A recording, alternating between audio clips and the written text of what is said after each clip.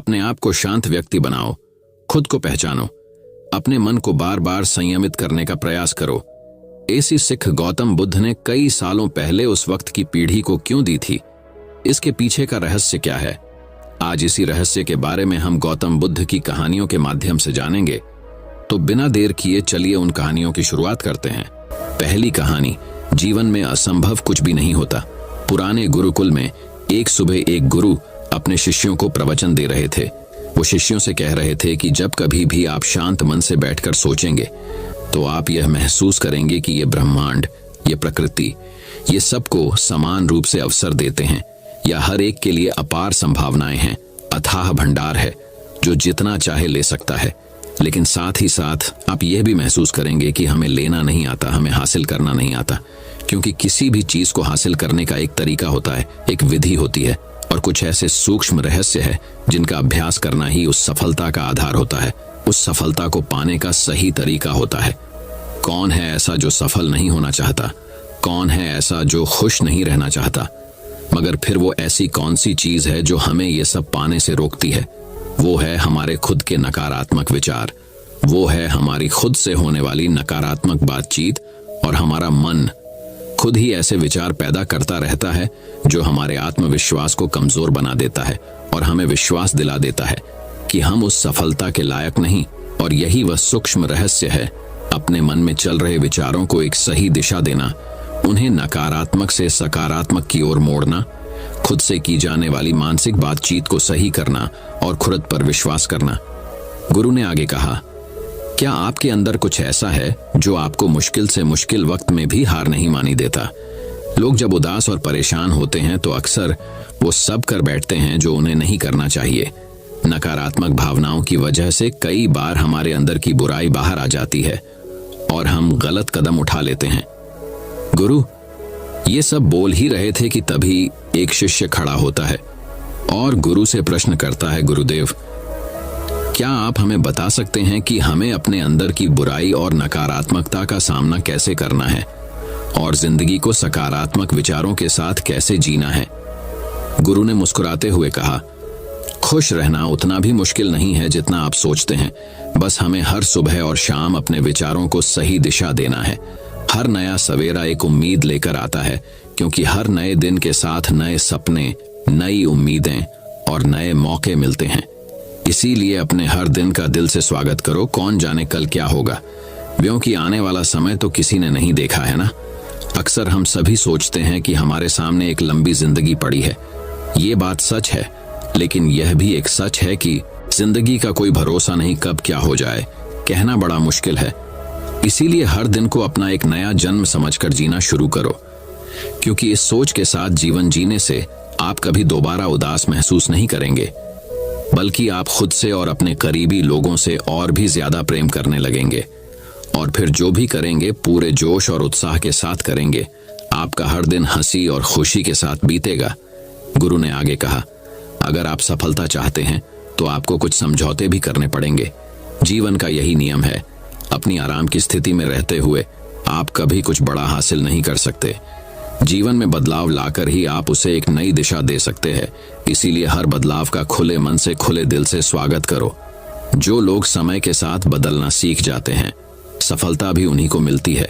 अगर आपको लगता है कि आपकी जिंदगी में बहुत मुश्किल है और आप परेशान हो चुके हैं, तो आपको मुश्किलों का सामना करने के प्रति अपने नजरिए को बदलना होगा, अपने सोचने के तरीके को भी बदलना होगा।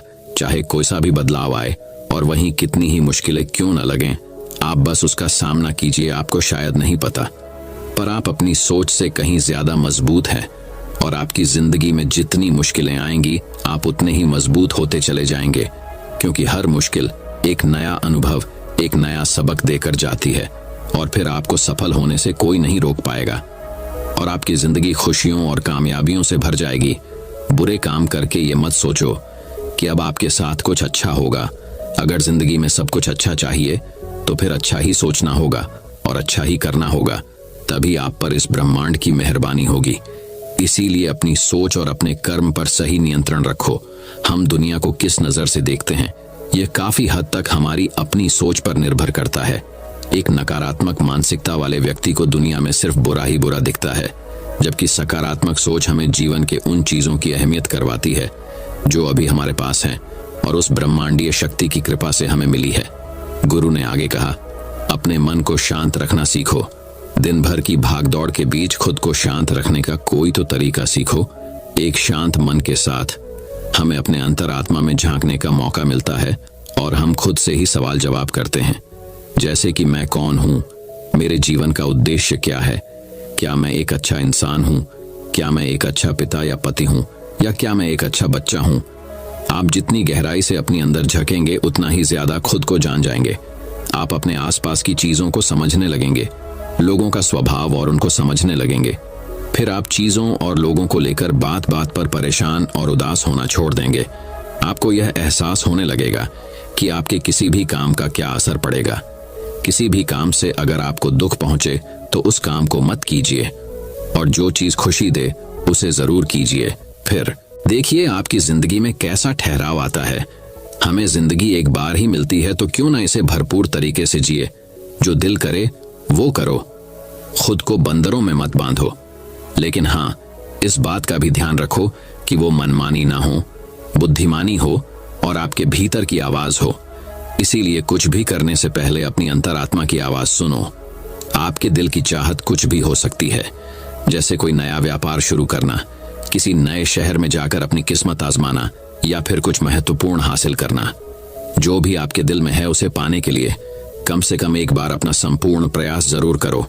ये मत सोचो कि इसका परिणाम क्या होगा। जो मन में है बस उसे कर डालो। अक्सर हम उधेड़ बुन में फंस जाते हैं क्योंकि हमारा दिल कुछ कहता है और दिमाग कुछ और। लेकिन प्रयास करने पर ज्यादा से ज्यादा आपके साथ क्या हो सकता है, यही ना कि आपको सफलता नहीं मिलेगी। गुरु ने आगे कहा, लेकिन कम से कम आपको इस बात का पछतावा तो नहीं रहेगा कि आपने कोशिश नहीं की। कुछ ना करने से तो बेहतर है कि हम उस काम को करके उसमें असफल हो जाएं। गुरु ने आगे कहा, आपकी अंतरात्मा आपकी भलाई चाहती है। इसकी आवाज को कभी भी नजरअंदाज मत करो, क्योंकि अंदर से आने वाली आवाज ही हमें सफलता के रास्ते पर ले जाती है। जब भी आप कुछ गलत सोचते हैं या करते हैं तो सबसे पहले अंदर की आवाज ही आपको टोकती है, गलत करने से रोकती है। कभी सोचा है ऐसा क्यों होता है? क्योंकि यह हमेशा हमारा भला चाहती है। यही तो ऊपर वाले का दिया हुआ सबसे अनमोल उपहार है हमारे पास, जिसे हम समझ या बुद्धिमत्ता कहते हैं। अगर जिंदगी की खूबसूरती को समझना है तो अपने अंदर झांक कर देखो। ये देखो कि तुम्हारे पास क्या क्या है और तुमने अपने जीवन में कितना कुछ हासिल किया है। जिंदगी की सुंदरता को आप केवल तभी महसूस कर पाएंगे जब आप धन्यवाद के भाव से भरे रहेंगे, बजाय यह सोचकर दुखी होने के कि हमारे पास क्या नहीं है। ये सोचकर खुश रहो कि हमारे पास कितना कुछ है, और इसी संतोष की भावना और शांत मन के साथ अपना प्रयास जारी रखो। इतना कहने के बाद गुरु कुछ देर के लिए मौन रहे और फिर कहना शुरू किया, क्या आप जानते हैं, शब्द तलवार से ज्यादा ताकतवर होते हैं। इसीलिए शब्दों का उपयोग सोच समझकर करना होता है। ऐसी बात करने से बचो जो किसी दूसरे को बुरी लगे। साफ और स्पष्ट राय रखना अच्छी बात है, लेकिन किसी को ऐसी बात मत बोलो जो उसे अंदर तक छूप जाए। सच भी तो सभ्यता के साथ कहा जा सकता है ना। अगर आप क्रोध में हैं तब भी किसी को उल्टा सीधा कहने से बचो। नहीं, ऐसा ना हो कि आपको बाद में पछताना पड़े। बात करते समय अपनी आवाज में नरमी रखो। जहां तक हो सके साफ बात कहो, लेकिन प्रेम से कहो। एक अच्छा इंसान बनने के लिए आपको सिर्फ इतना ही करना है। हाँ, लेकिन इन आदतों को अपने स्वभाव का हिस्सा बनाने में समय लगता है, क्योंकि इनका अभ्यास करना पड़ता है। खुद से पूछिए कि क्या आप एक अच्छे इंसान हैं, और आपको क्यों लगता है कि आप अच्छे हैं। आपके अंदर ऐसी कौन सी खास बात है। आप दूसरों से किस तरह से पेश आते हैं। ये सवाल आपको अपनी कमियां जानने में मदद करेंगे। शुरुआत में हो सकता है खुद से ऐसे सवाल जवाब करना आपको अजीब लगे, लेकिन खुद से ऐसे सवाल करते रहिए और खुद को विनम्र और अंदर से शांत रखने का प्रयास करेंगे। अगर एक इंसान के रूप में आपको अपने अंदर सुधार लाना है तो अपनी कमियों को पहचान कर उन्हें दूर करना ही होगा। गुरु ने आगे कहा, दुनिया में प्रेम से बढ़कर कुछ भी नहीं है। प्रेम आपको आबाद भी कर सकता है और ये आपको बर्बाद भी कर सकता है। हालांकि प्रेम को ना समझना ही बर्बाद करेगा, क्योंकि प्रेम तो बड़ी पवित्र चीज है। प्रेम ही ईश्वर है, ऐसा कहा जाता है। अपना नियम बना लो कि आपके अंदर सबके लिए प्रेम और करुणा हो। जिससे दिल में प्रेम होता है वहीं दिल आबाद होता है। जितना प्यार आप बांटेंगे उतना ही आपके पास लौट कर आएगा। जिसके दिल में प्रेम और करुणा है वह कभी किसी के साथ बुरा कर ही नहीं सकता। उसके अंदर दूसरों के प्रति बुरी और नकारात्मक भावनाएं आ ही नहीं सकती। असल में प्रेम के अंदर वो ताकत है जो हमें गलत काम करने से रोकती है। गलत काम करके इंसान कभी चैन से नहीं रह सकता। उसके अंदर हमेशा एक डर और पश्चाताप रहता है। गलत काम करना छोड़ दो, फिर देखो आपको इतनी बेहिसाब खुशी और संतुष्टि मिलेगी कि आपकी पूरी जिंदगी चैन से गुजरेगी। जो लोग स्वार्थी और धोखेबाज होते हैं, खुशियां उनसे दूर भागती है। वो चाहे कितना ही खुश रहने का दिखावा कर लें, लेकिन अंदर से वो हमेशा दुखी ही रहते हैं। गंदे काम और गंदे विचार हमें कभी खुश नहीं रहने देते, और जहां खुशी है वहीं प्रेम है। इतना कहने के बाद गुरु ने अपना प्रवचन समाप्त किया और फिर सभी शिष्य अपने अपने दैनिक कार्यों में लग गए। दोस्तों, इस तरह के विचार अपने दिमाग को देने से और विचारों को सकारात्मक रखने से निश्चित रूप से जिंदगी बदलेगी। तो आइए आप जल्दी से समराइज कर लेते हैं कि हमने इस वीडियो में क्या क्या सीखा। इस वीडियो में आपने खुद से की जाने वाली सकारात्मक बातचीत की ताकत के बारे में जाना, और ये भी जाना कि खुद की काबिलियत पर संदेह करना हमें नीचे खींचता है। खुद को हमेशा अपनी खूबियों और अच्छाइयों के बारे में याद दिलाते रहो, क्योंकि इससे हमारा आत्मविश्वास बढ़ता है। इस वीडियो में आपने ये भी सीखा कि हमें अपने अंतर्मन की आवाज भी सुननी चाहिए। हमें अपनी कमियां, अपनी खूबियों और अपने लक्ष्य स्पष्ट रूप से पता होने चाहिए। हमेशा सकारात्मक सोच रखनी है, और यह याद रखिए कि अगर हम ठान लें तो जीवन में कुछ भी असंभव नहीं। आपने इस वीडियो में अच्छाई की और एक अच्छा इंसान बनने की अहमियत के बारे में भी जाना। असल में अच्छा होना सफल होने से भी ज्यादा जरूरी है। दुनिया में पहले से ही काफी बुराइयां हैं, और हमारे अंदर की बुराई हमें मानसिक और शारीरिक दोनों तरफ से कमजोर बनाती है। इसलिए जितना हो सके अपने मन और विचार दोनों पवित्र रखो। अच्छा सोचो, अच्छा करो, और अपने अंदर की बुराई को सिर मत उठने दो। ये सब करना हमारे ऊपर ही तो है। जहां भी जाओ लोगों का भला करने का प्रयास करो, क्योंकि इससे जो खुशी मिलती है वो कभी फीकी नहीं पड़ती। इस दुनिया में अच्छे लोगों की बेहद कमी है, इसलिए जितना हो सके अच्छा सोचो और अच्छा करो। तो फिर देर किस बात की है, आज और अभी से अपने सपने पूरे करने में जुट जाओ। तो चलिए दोस्तों, अब बढ़ते हैं हमारी दूसरी कहानी की तरफ। दूसरी कहानी, दिमाग की शक्ति वापस पाओ। दोस्तों, अक्सर हमारा दिमाग विचारों से भरा रहता है। हम लोगों के बारे में, अपने बारे में, अपने काम के बारे में, परिवार के बारे में, और वो सब सोचते रहते हैं। जो हमारे दिमाग में भरा रहता है वह कभी भी साफ नहीं होता है, और इसीलिए हमें वह सब बार बार याद आता है और हम दुखी और चिंतित रहते हैं। लेकिन इस कहानी से आप अपने मन को अच्छी तरह से साफ कर पाएंगे। आप अपने मन की धुलाई खुद कर सकते हैं। बस इस कहानी को पूरा पढ़े। एक बार एक गुरु और शिष्य एक सुनसान जंगल से गुजर रहे थे। तभी शिष्य अपने गुरु से एक सवाल करता है, गुरुजी, ऐसा क्या होता है कुछ लोगों के पास कुछ भी नहीं होता, लेकिन फिर भी वो सुखी रहते हैं, आनंद में रहते हैं, और कुछ लोगों के पास सब कुछ होते हुए भी उदासी उनके चेहरे से साफ दिखाई देती है। गुरु ने एक मुरझाए हुए फूल की तरफ इशारा करते हुए अपने शिष्य से कहा कि ये सोचने की और समझने की बात होती है। अगर ये फूल ये सोचेगा कि मैं कल मुरझा गया था, या फिर ये सोचेगा कि मैं भविष्य में फिर से मुरझा जाऊंगा, तो ये कभी भी खुलकर पूरे तरीके से खिल नहीं पाएगा। अपने सुंदर स्वरूप में यह कभी भी आ नहीं पाएगा, और अपनी खुशबू से इस प्रकृति में बिखेर नहीं पाएगा। उसी प्रकार इंसान अपने अतीत की यादों में खोया रहता है, या फिर अपनी भविष्य की कल्पनाएं करता रहता है। भविष्य के दुखों के बारे में सोचता रहता है, या भूतकाल में जो उसके साथ बुरा घटित हुआ है उसके बारे में सोच सोच कर वो अपने भविष्य के लिए चिंतित होता रहता है। तो ऐसा मनुष्य जीवन में कभी भी सुख अनुभव नहीं कर सकता। यह समझने की बात होती है कि जीवन हमेशा वर्तमान में होता है। अतीत और भविष्य की कल्पनाएं हमेशा मनुष्य को मृत्यु की तरफ लेकर जाती है। इसलिए यह जरूरी हो जाता है कि जिस प्रकार हम अपने शरीर की देखभाल करते हैं, उसे बीमारियों से दूर रखने के लिए उसकी अंदर से गंदगी भी साफ करते रहते हैं, उसी प्रकार समय समय पर हमें अपने मन और मस्तिष्क की भी गंदगी साफ करते रहना चाहिए, उसकी धुलाई करते रहना चाहिए। इससे आपकी बुद्धि की क्षमता तो तेज होगी ही होगी, साथ ही साथ आप हमेशा आनंद में रहने का रहस्य जान पाओगे।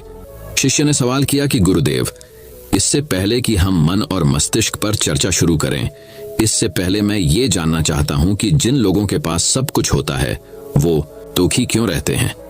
और जिन लोगों के पास कुछ भी नहीं होता अक्सर वो आनंद में क्यों होते हैं? ये रहस्य क्या है? इसके पीछे क्या कारण हो सकता है?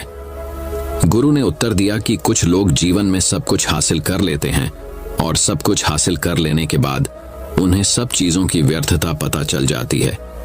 ऐसे लोगों को अक्सर ये एहसास जकड़ लेता है कि मैंने जीवन में जो कुछ भी पाया, जो कुछ भी किया, उससे भले ही मैंने सुख सुविधाएं हासिल कर ली हो, लेकिन मन की शांति अभी भी बहुत दूर है, अधूरी है, उस तक मैं पहुंच नहीं पाया। सब कुछ पाकर भी मैं अपने मन को जान नहीं पाया। और जब इंसान को ऐसा लगता है तो उसे महसूस होता है कि जो भी उसने कमाया वो कौड़ियों के भाव का था। उसने अपना जीवन बेकार की चीजों में यूं ही व्यर्थ कर दिया। और वहीं पर जिस इंसान के पास जीवन में कुछ भी नहीं होता है, उसके पास एक उम्मीद होती है, उस सब कुछ पाने की लालसा रखता है, और वही लालसा, वही इच्छा उसको जीवन में खुश रखती है, आगे बढ़ाती है, ऊर्जा से भरा हुआ रखती है।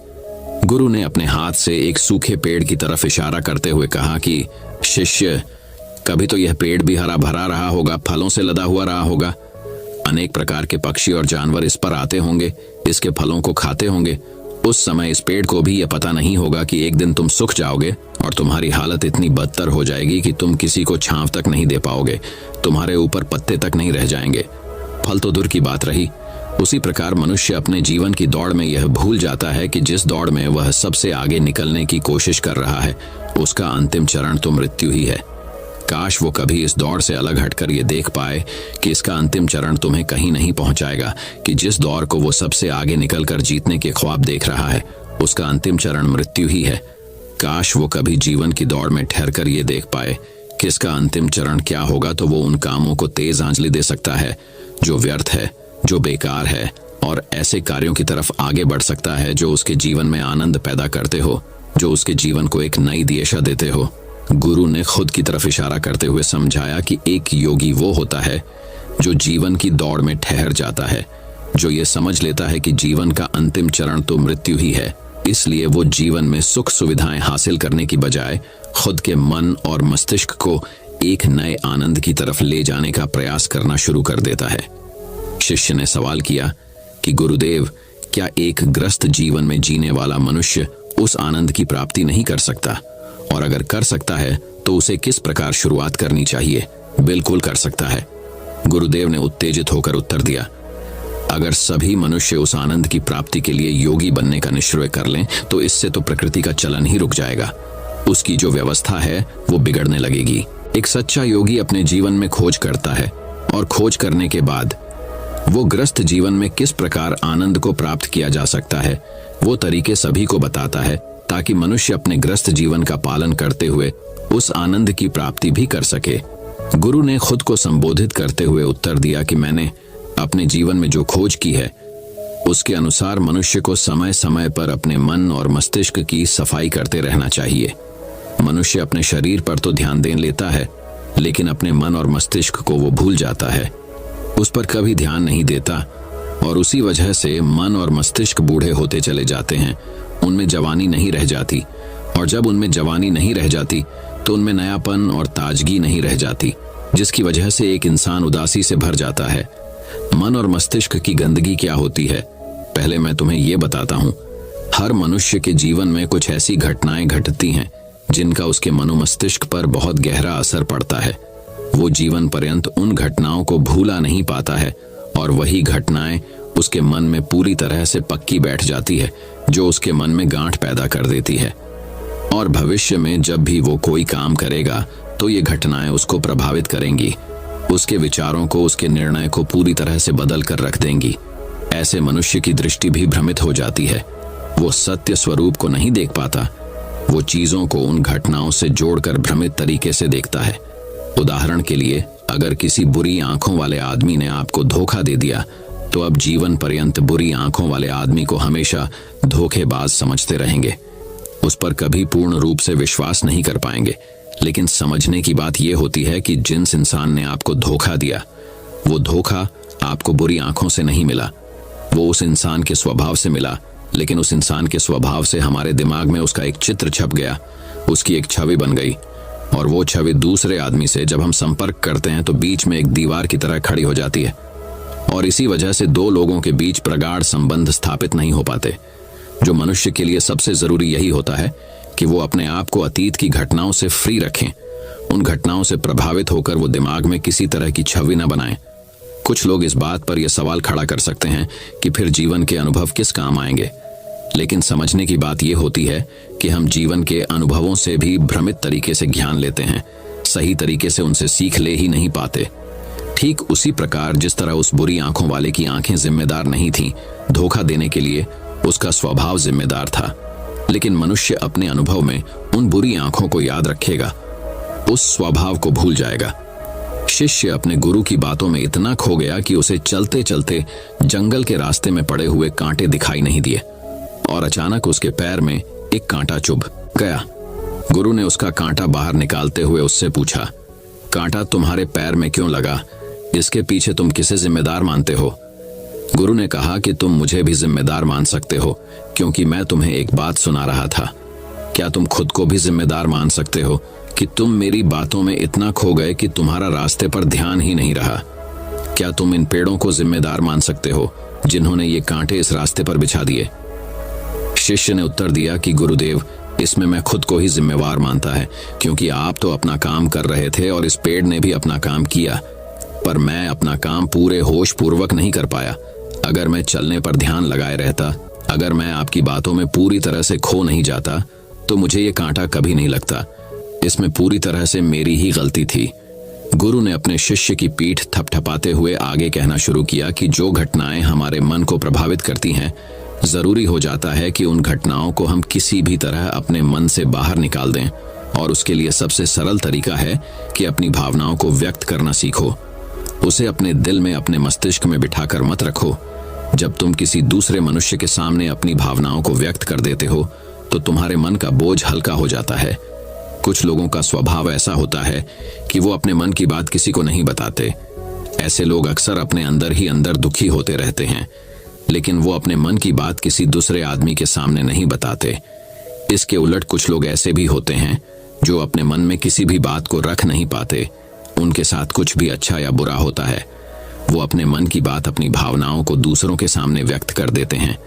और तुमने खुद महसूस किया होगा कि जो लोग अपने मन की भावनाओं को व्यक्त कर देते हैं, वो जीवन में ज्यादा आनंदित रहते हैं।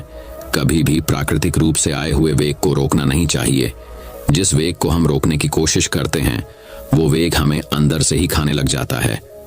अगर तुम्हारा मन किसी बुरी घटना पर रोने का हो रहा है, तो चीख चीख कर रो, अपने आप को रोको मत। उस वेग को पूरी तरह से बाहर आने दो। अगर किसी दूसरी घटना पर तुम्हारा मन खुश होने का, आनंदित होने का हो रहा है, तो पूरी तरह से नाचो गाओ, जिससे कि तुम उस वेग को बाहर निकाल सको। और जब वो वेग अपनी पूरी गति के साथ बाहर आ जाता है, तो पीछे छोड़ आता है एक खालीपन, एक अकेलापन, एक शांति, एक मौन, एक अनुभूति। गुरु ने शिष्य को समझाते हुए बताया कि जिस प्रकार तेज रफ्तार से चलता हुआ पानी अपने वेग से आने वाली सभी बाधाओं को तोड़ देता है, उसी प्रकार हमारे अंदर भावनाओं का उठन वाला अगर बाहर नहीं निकाला गया, अगर हमने बांध बनाने की कोशिश की, तो वो उस बांध को तोड़ देगा, और उस बांध को तोड़ने के बाद उसका कचरा हमारे मन के अंदर ही ठहर जाएगा, जो हमारे मन को दूषित कर देगा, उसको गंदगी से भर देगा। अक्सर मनुष्य अपने मन में किसी घटना को दबाकर इसलिए रखता है कि वो सोचता है कि अगर सामने वाले को इस घटना के बारे में पता चला, तो वो पता नहीं मेरे बारे में क्या सोचेगा। इसी विचार की वजह से वो अंदर ही अंदर खुद दुखी होता रहता है, लेकिन सामने वाले को वो कुछ भी नहीं बताता। लेकिन एक बार अगर वो हिम्मत कर सकता है, शुरुआत कर सकता है, तो उसका पूरा जीवन परिवर्तित हो सकता है। एक बार अगर उसके दिमाग की आदत बन गई, तो वो जीवन भर अपनी भावनाओं को दूसरों के सामने व्यक्त करने से हिचकिचाएगा नहीं। और अपने दिमाग की ये आदत हम 21 दिनों में पैदा कर सकते हैं। 21 दिनों तक अगर सही तरीके से हम अभ्यास करें, तो हमारा दिमाग पूरी तरह से भावनाओं से मुक्त हो जाएगा। यह 21 दिनों का अभ्यास इस प्रकार है। 21 दिनों तक सबसे पहली बात जो याद रखनी है कि अपने मन में किसी भी बात को दबाकर नहीं रखना है। अगर हम किसी मनुष्य के बारे में अच्छा सोचते हैं, तो हम उसे व्यक्त करें। अगर बुरा भी सोचते हैं, तो उसे भी व्यक्त करें। परिणाम भूल जाएं कि परिणाम क्या होंगे। सिर्फ अपने दिमाग की धुलाई करने पर विश्वास रखें। इससे आपके अंदर एक अद्भुत साहस पैदा होगा, जब आप किसी मनुष्य के बारे में वह सब बता पाएंगे जो आप उसके बारे में सोचते हैं, तो आप खुद सोचिए कि आपका खुद के ऊपर विश्वास कितना ज्यादा बढ़ जाएगा। आपके मन के सारे डर खत्म हो जाएंगे। हो सकता है कि इसमें आपको चुनौतियों का सामना करना पड़े, लेकिन जहां पर चुनौती नहीं होती वो कुछ अभ्यास भी नहीं होता। अभ्यास हमेशा चुनौतियों से भरा होना चाहिए। इससे आप सत्य वचन बोलने का अभ्यास भी कर पाएंगे। अक्सर हम दूसरों को प्रभावित करने के लिए वो सब बोलते हैं जो उन्हें अच्छा लगता है, लेकिन वो नहीं बोलते जो हम उनके बारे में सचमुच में सोचते हैं, और यही हमारी सबसे बड़ी भूल हो जाती है। इससे हमारा पूरा अस्तित्व झूठ बनकर रह जाता है। और अपनी भावनाओं को व्यक्त करते समय यह भी जरूर ध्यान रखें कि आपके अंदर जो भावनाएं उस इंसान के प्रति उठ रही हैं, उनके पीछे का मूलभूत कारण क्या है। उदाहरण के लिए, जब एक नौकर अपने मालिक के लिए कोई काम करता है और वो काम अच्छे से नहीं कर पाता है, तो मालिक उसे डांट फटकार देता है, जिससे उसके अंदर उसके प्रति क्रोध की भावना ये उठती है। लेकिन समझने की बात ये होती है कि मालिक तो आपको कहेगा ही, वो तो डांटेगा ही अगर आप काम अच्छे से नहीं करेंगे। तो अगर आप काम अच्छे से कर रहे हैं और फिर भी आपका मालिक आपके साथ अच्छा व्यवहार नहीं कर रहा है, तो आप खुलकर अपने मालिक को अपनी भावनाएं व्यक्त कर सकते हैं, बिना ये सोचे कि इसका परिणाम क्या होगा। अगर आप इस भावना को उठाएंगे तो आप अपनी नजरों में खुद ही नीचे गिरने लग जाएंगे। आपका आत्मविश्वास बिल्कुल खत्म हो जाएगा। दूसरा अभ्यास जो तुम्हें 21 दिनों तक करना है वो ये है कि जो भी घटनाएं तुम्हारे साथ घटित होती हैं, कम से कम जीवन में एक इंसान ऐसा होना चाहिए जिसके सामने तुम अपने दिल की बात रख सको। चाहे अच्छी बात हो चाहे बुरी बात हो, वो सब बातें तुम बिना कुछ सोचे विचारे, बिना इस डर से कि वो इंसान तुम्हारे बारे में क्या सोचेगा, तुम उस इंसान को अपनी सारी बातें बता सको और वो इंसान तुम्हारी सारी बातें सुनने के बाद तुम्हारे लिए कोई छवि पैदा ना करें। ऐसे इंसान अपने जीवन में खोजो और उनके सामने अपनी सारी भावनाएं व्यक्त करने की कोशिश करो। दिन में जो कुछ भी घटित होता है, अच्छा लगता है, बुरा लगता है, किसी के प्रति आकर्षण होता है, उसको एक दोस्त की तरह बताने का प्रयास करो। इससे तुम्हें ये पता चल पाएगा कि तुम्हारा मन घटनाओं के प्रति किस प्रकार की भावनाएं पैदा करता है। तुम अपने मन को समझने में सक्षम हो पाओगे। जब तुम किसी दूसरे आदमी को ये सारी बातें बताते हो, तो तुम खुद भी अपनी प्रतिक्रिया रोके उस घटना के प्रति तुम्हारा क्या रवैया रहा है, उसके प्रति खुद का आकलन भी कर पाते हो। और तीसरा अभ्यास जो तुम्हारे मन को खाली रखेगा, वह है योग निद्रा का अभ्यास। तो दोस्तों, उम्मीद करता हूं आपको इस कहानी से एक अच्छी सीख मिली होगी। ये कहानी आपको कैसी लगी हमें कमेंट बॉक्स में कमेंट करके जरूर बताएं। तो चलिए अब गौतम बुद्ध की तीसरी कहानी की शुरुआत करते हैं। तीसरी गौतम बुद्ध की कहानी, ये एक नियम 80% बीमारियां ठीक कर देगा। प्राचीन काल में हमारे संत मुनियों ने कुछ ऐसे उपाय खोजे थे जिसके सहारे वह लंबे समय तक बीमारियों से मुक्त होकर अपना जीवन जी सकते हैं। आज के वीडियो में हम उनमें से सबसे महत्वपूर्ण नियमों का जिक्र करेंगे जो बहुत आसान है और जिसे अपनाकर कोई भी व्यक्ति, पुरुष या महिला, बूढ़ा या बच्चा अपना सकता है और बीमारियों से मुक्त स्वस्थ जीवन जी सकता है। इस नियम को समझने के लिए सबसे पहले यह समझें कि प्राचीन काल में हमारे संत मुनि कभी भी सूर्यास्त के बाद भोजन नहीं करते थे। चरक संहिता में इसका कारण बताते हुए कहा गया है कि मानव शरीर में जठराग्नि होती है जो पाचन क्रिया को नियंत्रित करती है, जिसे कुछ लोग पाचक अग्नि के नाम से भी जानते हैं। और यह जठराग्नि यानी पाचक अग्नि सूर्य के संपर्क में आने पर अच्छे से काम कर सकती है। और जब कोई व्यक्ति सूर्य डूबने के बाद भोजन करता है तो रात के समय उसकी पाचक अग्नि सक्रिय नहीं होती है, जिसके कारण धीरे धीरे पाचन क्रिया में बाधा उत्पन्न होने लगती है और इसके कारण समय के साथ शरीर में बीमारियां उत्पन्न होने लगती हैं। यहीं से सभी रोगों की जड़ का जन्म होता है। अगर इस जड़ को यहीं खत्म कर दिया जाए, मिटा दिया जाए, तो शरीर जीवन भर रोगों से मुक्त रह सकता है। अब समझने वाली बात यह है कि जब हमारी जठराग्नि यानी पाचन अग्नि ठीक से काम नहीं करती है तो हमारी प्राण शक्ति को काम करना पड़ता है और हमारी प्राण शक्ति एक समय में एक ही काम अच्छे तरीके से कर पाती है। जब हमारी महत्वपूर्ण ऊर्जा पाचन में शामिल होती है तो हम गहरी नींद नहीं ले पाते हैं और इसी कारण से कुछ लोग 8-8, 10-10 घंटे की नींद लेने के बाद भी सुबह थका हुआ महसूस करते हैं। इसका कारण यही है, प्राण शक्ति की ऊर्जा जो रात के समय हमारे शरीर को अंदर से ठीक करती है, उसकी मरम्मत करती है। फिर यही ऊर्जा रात के समय जब मनुष्य सोता है तो उसके शरीर के रोगों को ठीक करने में अपना समय व्यतीत करेगी और धीरे धीरे इससे आपका शरीर अपने आप ही अपने रोग ठीक कर लेगा। लेकिन इसके लिए आपको अपना रात का खाना सूरज डूबने से पहले करना होगा, ताकि सूरज के संपर्क में रहने वाली आपकी पाचन अग्नि बेहतर तरीके से काम करे। ये आपके भोजन को जल्दी पचाने में मदद करेगा, जिससे आपकी जीवन शक्ति अन्य कार्य कर सकेगी। मान लीजिए कि आप शाम को 6 से 7 बजे के बीच खाना खाते हैं। इसके बाद आप 9 से 10 बजे के आसपास सो जाते हैं, तो इन 2 से 3 घंटों में आपका ज्यादातर खाना पच जाता है और बाकी का भोजन रात्रि के 1 बजे तक पूरी तरह से पच जाता है। और उसके बाद आपकी जीवन शक्ति आपके शरीर की मरम्मत करने लगती है, आपके शरीर की बीमारियों को ठीक करने में लग जाती है। और यही वह समय होता है जब आपका शरीर खुद को डिटॉक्स करना शुरू कर देता है।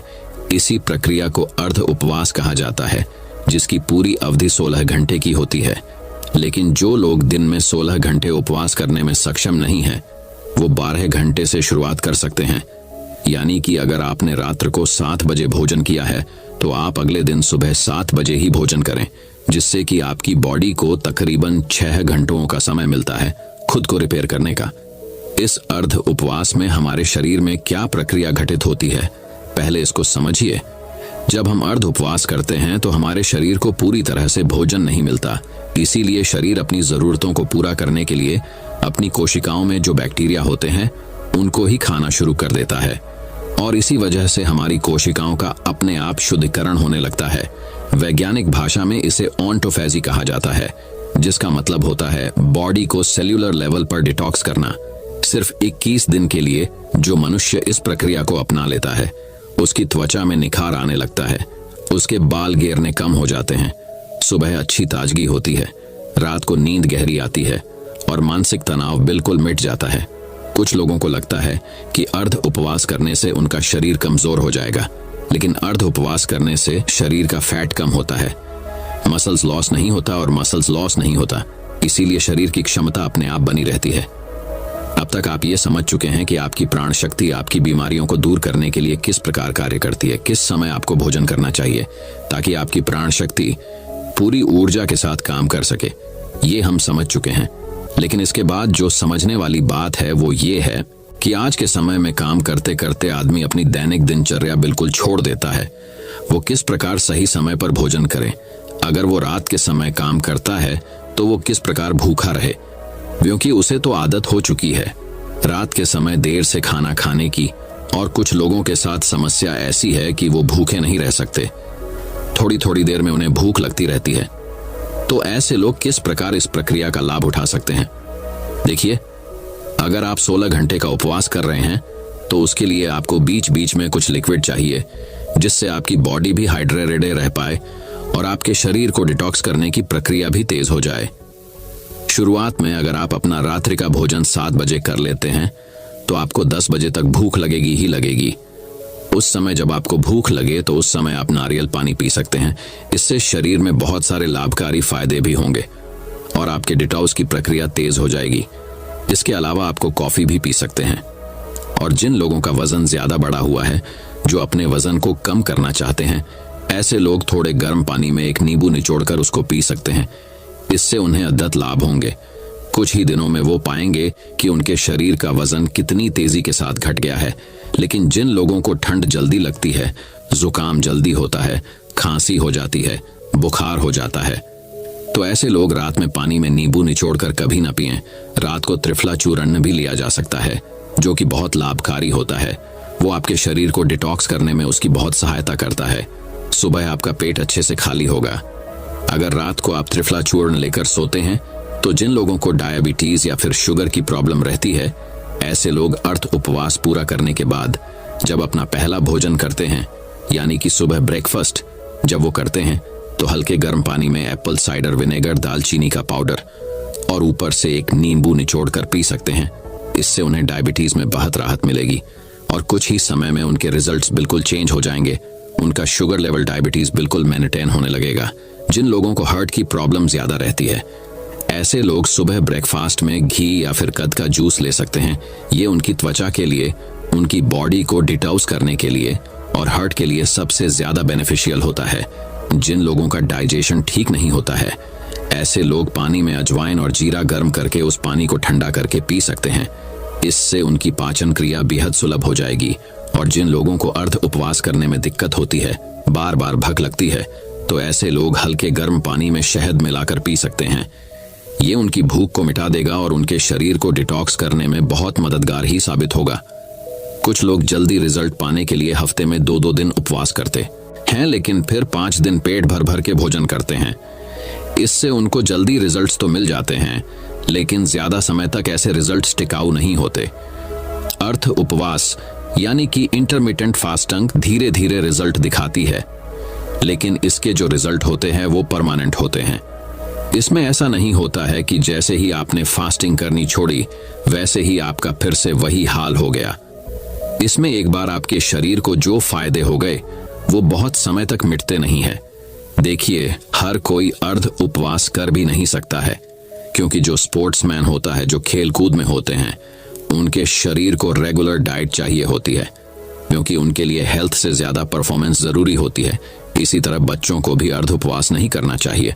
और जो लोग मधुमेह के पेशेंट हैं, जिनका शुगर लेवल गड़बड़ रहता है, ऐसे लोगों को अगर अर्ध उपवास करना है तो समय समय पर अपना sugar level, blood sugar level check करवाते रहिए। जो लोग अर्ध उपवास का सही तरीके से पालन करते हैं, उनके शरीर की 80% बीमारियां खुद ही ठीक हो जाती हैं। और जिन लोगों को कोई बीमारी नहीं होती, ऐसे लोग अर्ध उपवास करके अपनी बॉडी को डिटॉक्स कर सकते हैं, जिससे कि भविष्य में उनको कोई बीमारी नहीं होगी। यही हमारे संत मुनियों का जीवन भर स्वस्थ रहने के लिए अचूक मंत्र था, जिसका आयुर्वेद चरक संहिता हर जगह उल्लेख मिलता है। चरक संहिता में अर्ध उपवास के साथ एक और नियम जोड़ा गया था, लेकिन वो आज के समय में संभव नहीं है। लेकिन फिर भी मैं आप लोगों के सामने उसका उल्लेख करना चाहता हूँ। शायद कुछ लोग उसका पालन कर पाए, और अगर आप पालन कर पाते हैं या नहीं भी कर पाते हैं तो कमेंट सेक्शन में जरूर बताना। देखिए, पुराने समय में जो खाना पकता था वो मिट्टी के बर्तनों में पकता था, और ये बहुत जरूरी होता था कि उस खाने को पकाने के लिए उसमें वायु का स्पर्श हो, उसमें प्रकाश का भी स्पर्श हो, उसमें अग्नि का स्पर्श हो, और उसमें मिट्टी का भी स्पर्श हो। उस समय मिट्टी का ही बर्तन होता था। अग्नि का स्पर्श खाने को पकाने के लिए दिया जाता था, और सूर्यास्त से अगर पहले खाना पकेगा तो उसमें प्रकाश का भी स्पर्श आ जाएगा और वायु का भी स्पर्श आ जाएगा। क्योंकि खाना प्रेशर कुकर में नहीं पकता था, खुले बर्तन में पकता था, जिससे वायु उसको स्पर्श कर सके। लेकिन आजकल की जीवन शैली में यह संभव नहीं है। इसीलिए कम से कम हम अर्ध उपवास करना तो सीखें। चाहे हम उस तरह का भोजन तैयार नहीं कर पा रहे, लेकिन अर्ध उपवास करके अपने शरीर को फायदा तो पहुंचा सकते हैं। तो दोस्तों, उम्मीद करता हूं आपको इस कहानी से एक अच्छी सीख मिली होगी। ये कहानी आपको कैसी लगी, हमें कमेंट बॉक्स में कमेंट करके जरूर बताएं दोस्तों। मैं उम्मीद करता हूं कि ये कहानी सुनने से आपके जीवन में अच्छे बदलाव आए होंगे। आपको इस वीडियो से क्या सीखने मिला, ये कमेंट करके जरूर बताएं। और अपने परिवार, दोस्तों या आपके करीबी इंसान के साथ ये कहानी शेयर